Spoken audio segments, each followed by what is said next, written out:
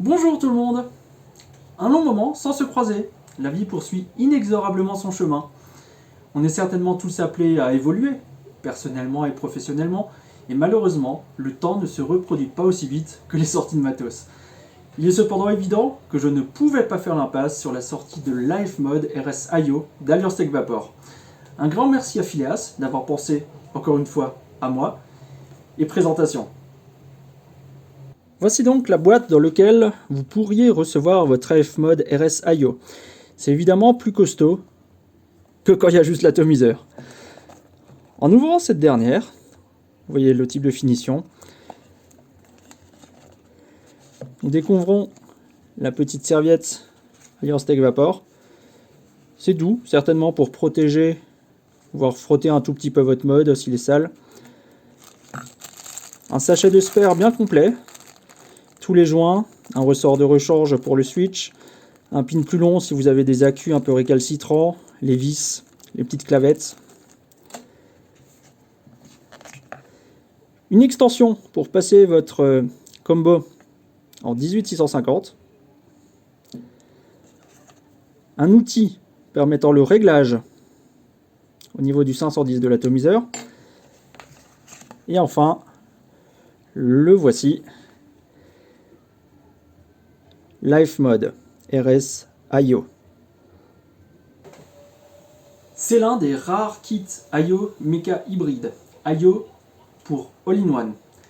J'entends par là que l'atomiseur fait partie intégrante du corps du mode. Vous verrez ça sur les gros plans. Mais quel est le but de cela? Il est double. Pour le format d'une part, on a quelque chose de compact. Tout est intégré. Et puis pour la pureté du design, pas de vis ou de coupure sur la ligne. J'ai l'impression, en suivant le marché actuel du high-end, que les choses tourneront. Et la porte de sortie sera sûrement l'originalité. Là où on s'attendait, moi le premier, à voir débarquer un Flave Tank RS 22 mm, après la sortie du 24 il y a quelques mois, Alliance Tech Vapor fait un pari osé en sortant cet AF Mode IO. Osé parce que les systèmes dits fermés sont évidemment moins grand public que les produits les plus versatiles.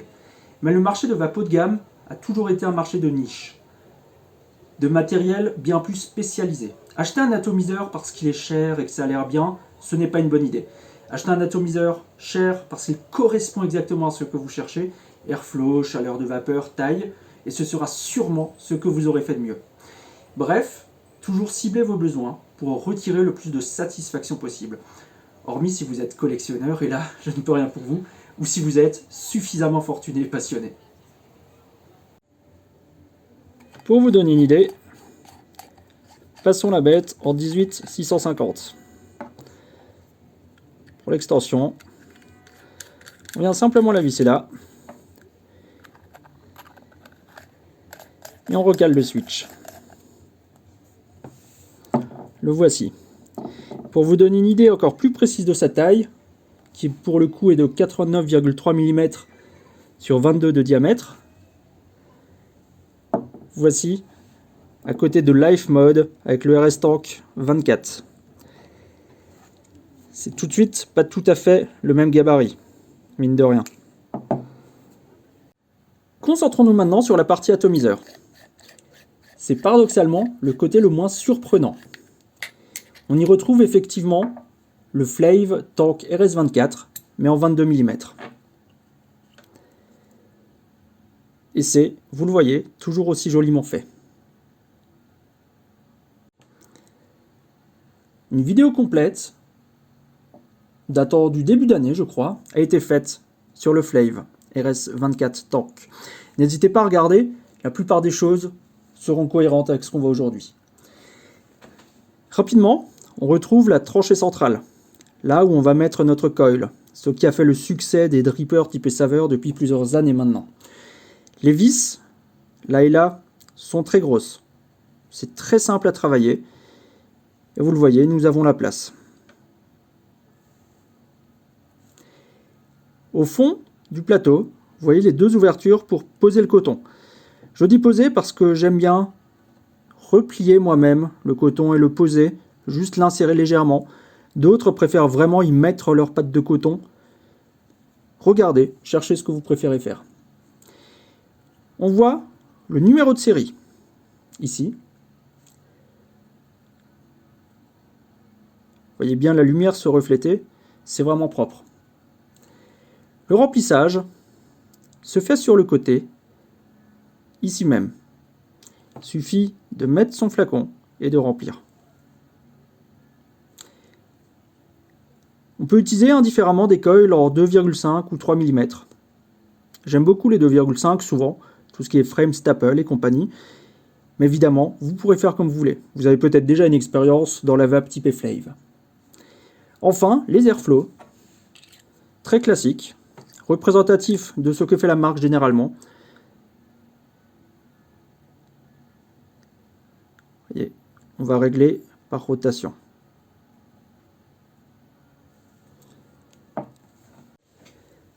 Enfin, regardons l'intérieur. Vous voyez le pôle où va venir se poser la cuve. Dévissons-le. C'est là que l'outil va servir.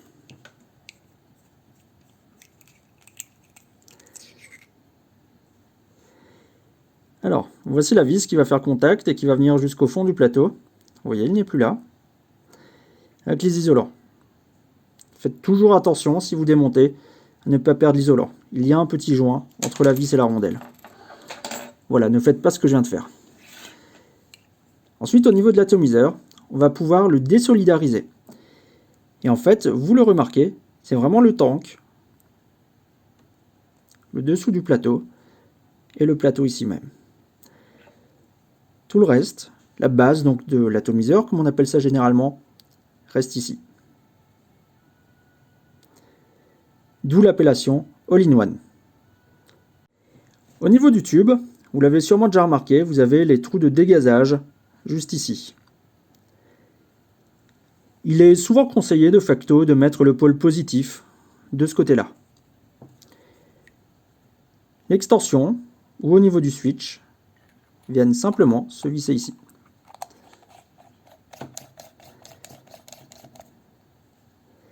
Et voici donc la partie tube en elle-même.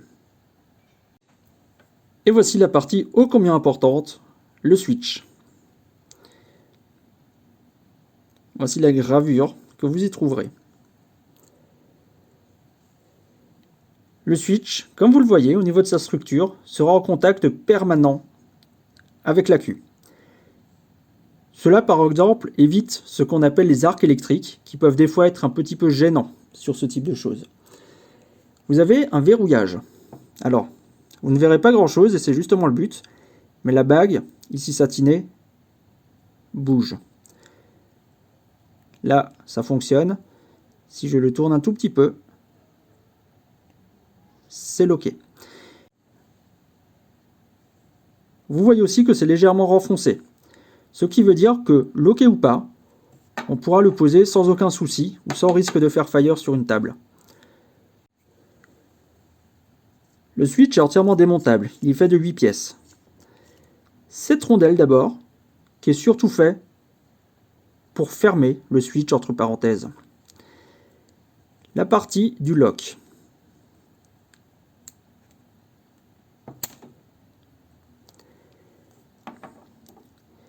C'est de voir à l'intérieur, il y a effectivement, vous voyez les rainures qui vont permettre en fait de guider pour le lock, ce qui se fait par le système de clavettes que vous avez ici même.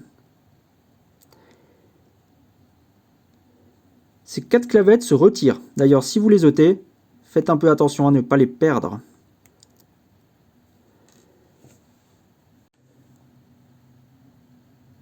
Ces clavettes se retirent relativement facilement à la main. Pas besoin d'outils. Si j'arrive à vous montrer ça, vous verrez. Il y a une petite partie qui permet en fait d'attraper le truc.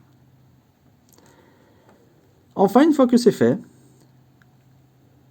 on va pouvoir retirer la partie du switch, qui est elle-même faite en 4 parties. Le corps en lui-même, la partie qu'on a vue avant qui va toucher la queue,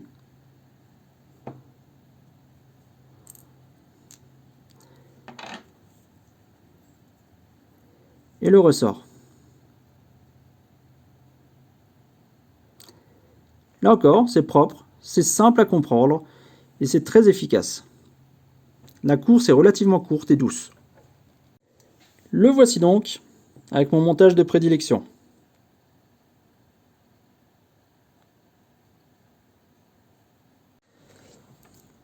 Et voilà, c'est parti pour la première bouffée.